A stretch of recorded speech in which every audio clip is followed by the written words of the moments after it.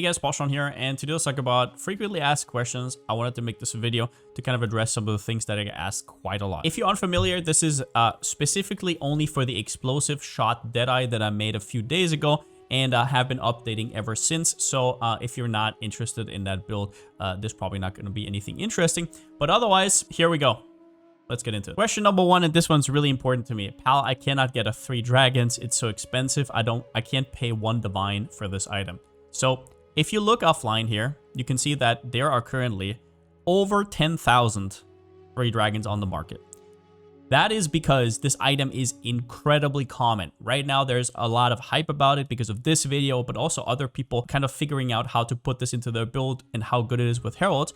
But what you have to understand is the trading website can be a little bit nifty. So you probably whispered all these people for 1 to 3 exalts, and now you're like, oh, I'm at divine. But, and especially if you play PV1, you know this, it's a little bit fucky here. So you go down here to exalted orb. So right now, the trading website thinks that divine is around about 4 to 5 exalts, which we know it's 60 plus. So you go to only buyout price with exalted, and voila, you will see after these 3-4 exalts, this is actually where the prices are sitting at right now. This will obviously change, and I'm not saying that whenever you're watching this, that's going to be the case. I'm telling you this little trick because people have been telling me they paid 1 divine for 3 dragons. So just so you know this, and this goes for basically any item right now, the trade IP sometimes has bugs or sometimes updates very slowly. And there's people very much knowing this, pricing their free dragons or whatever too high at 1 divine, trying to cash in on new players, so just be aware of that. Number 2, pal, I can't get enough spirit. What the hell is going on? The first thing you should check is if you actually got 100 spirit from campaign. You can check this by looking at this guide from Zen. Permanent stats from campaign. Not only does he have all the spirit stuff included, but in general, this is something you should do afterwards because the game currently doesn't tell you. It's pretty damn annoying. Once you did that, in order to include the 5 auras I'm currently using, which I'm using 6, but more on that later, you will need 150 spirit. So you get 100 from campaign and then 50 from your Azure amulet. Now, 50 is in this roll range exactly perfect, which not everybody can get. How you can help yourself, though, is you can actually pick Herald Reservation. For me, this is an extra 3 spirit. So if you, for example, have a 47, you can put 1 point in. There's 3 points in total. If you have 44, can put 2 points in, and so on. If for some reason you really can't afford it, then you will most likely have to cut Overwhelming Presence. Just make sure to reincorporate this later into your build because it is quite strong, but for a temporary solution, it's fine. Another huge mistake people make is they support their auras with too much stuff. So I'll show you something here. You might have looked at some of the supports and you're like, oh, why is Pal not taking a free 1% life or stuff like that? Or there is accuracy as well.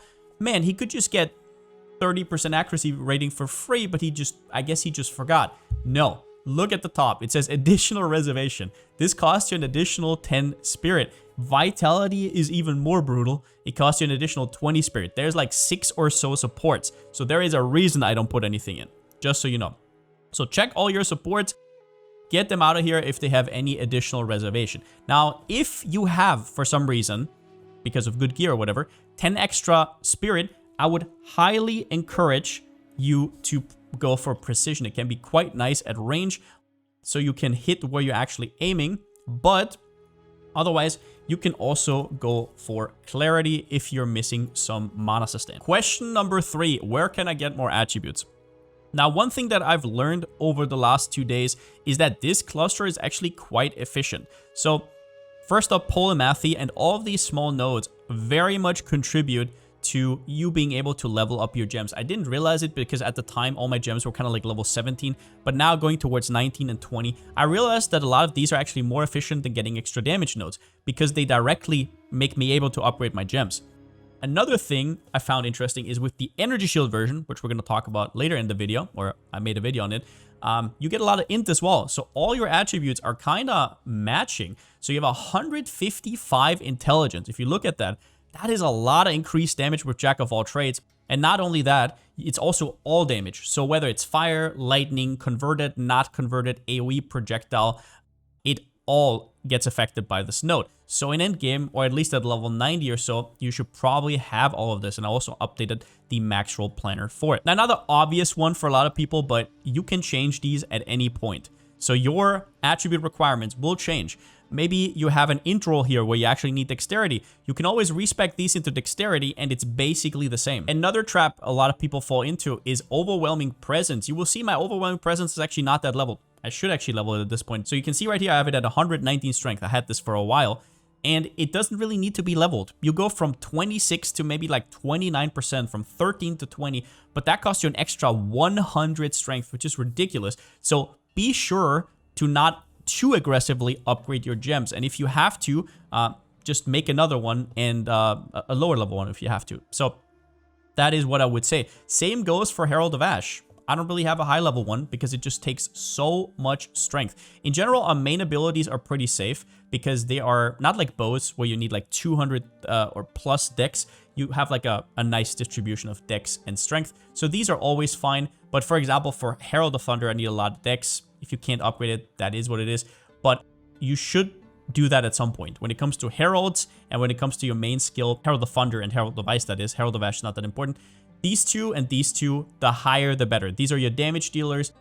They will basically make it so you shock or you freeze, depending on how hard you hit. When it comes to Wind Dancer, Overwhelming Presence, and these kind of stuff, it's not that important. Now, if you are on the Energy Shield version, Grim Feast is a big one. So the more int you get, that is a big difference because you get your Energy Shield back way faster. Next question I get a lot is, Pal, up to tier 14s, tier 15s, it was kind of smooth, but now I kind of start dying. I want to corrupt my maps. I want to make more currency. Well, yes, I'm here for you. I already made a video about this. I will link it down in the description like a few hours ago before whenever this comes out. And I also updated my max roll guide if you want to look at this. I actually have an Evasion Energy Shield hybrid version that has been absolutely fantastic. I've basically been able to do whatever I want now. As you can see in game, I have a 1771 Energy Shield and that doubles while mapping. If you want to know why, watch that video. It's incredible. Energy Shield and Life are just not balanced right now. And if you can't beat them, join them. And as you can see right here, I respect quite a few nodes from the top area here towards the monk area. So yeah, we basically just copied what a lot of monks do right now, and it works. Next question I get a lot is, Pal, acro or no acro?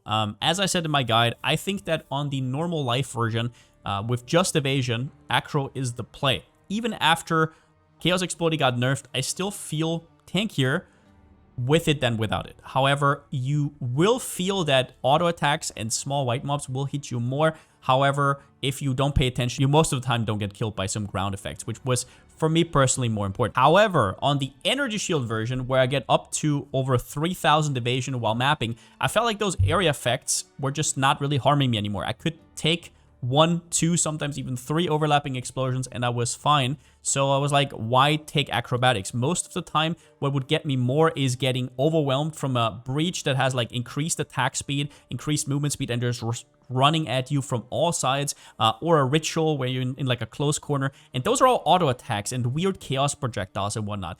For those, you do not need acrobatics. Acrobatics is for AoE attacks. So on that version, personally, I found it way better not to have acrobatics, but that is something you have to test out yourself.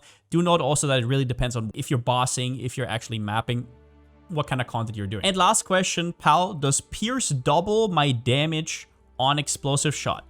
Here's the thing. Technically, yes. So I really want you to check out the video by Michael M, where he tested this out. I first was a little bit skeptical because I had very bad results while mapping with it. So I was like, why would that work on bosses? But then I did actually test it out with life gain on hit and a proper setup like he did. And yes, he's correct. Pierce will, if aimed correctly, double your damage on bosses. But there's a few downsides. Mainly that explosive shot is not our single target damage. And even if you doubled it somehow, it would still be probably maybe half of what Shock Burst rounds actually does. So in the end, I just don't see the point. However, if you're somebody that for some reason wants to only play explosive shot, or there's maybe another reason for that, that is something you should really be looking into, or regardless, look into it. One thing I found is that my clear has gotten worse while Pierce. But before that, let's just quickly say, you also have to invest quite a bit to get Pierce. So the Pierce support is kind of bad because it gives you less damage and you lose the support gem. So you would want to get Pierce here. That's a lot of points. And then you would have to get the rest here. If you know anything about Path of Exile passive trees, That's a lot of points, and it's probably going to reduce your damage already by like 20 or 25%. So the double is not really double. However, more so what I found is that there's something weird going on with clear where it felt worse with pierce. So I would have a pack of enemies right here, right? Like these are all enemies, and you have to aim a little bit behind it so it can pierce through and then overlap with the explosion. So I would do that, and what would happen is it would explode here, and there would be stragglers still alive, even though I have Herald of Ice procs. I was like, what the hell is going on? I think what's going on is, since Explosive Shot doesn't get the explosion on the first target, very often enemies run towards you, and for example, the projectile shoots out and it hits them here because they ran towards you, and then the AoE that gets exploded back there just doesn't really hit them. Only the projectile does. So complicated thing to kind of conclude is test it out. If it also is good for you while clear, you can do it. I personally have not found the worth for it. I don't know how to make the points work, especially with this tankier version, even if I wanted to. And I really don't after trying it out. Once again, I stand firm on Fork and Chain not really working all that well. You can also watch Michael's video on that. He tested basically a bunch of support jumps. But in general, look into it. Decide it for yourself. I personally will not be using Pierce. But that's about all for this video. I hope some of the questions that you guys had have been answered with this. Also, now I have a video that I can link to on stream over on twitch.tv/Palsteron. If you still have some unanswered questions that isn't answered in the macro guide or in this video for some reason, definitely hit me up over there. And yeah, I will be putting more currency into the build. Hopefully, I can get an Olrof soon. Maybe I'll save for that. Hopefully, I can finally upgrade my crossbows. I am still rocking the ones I started mapping with, no joke. So would be nice to do that. Maybe I should have done that before I would drive the prices up myself, but you know. With that being said, since I still don't have a slogan, see you next time.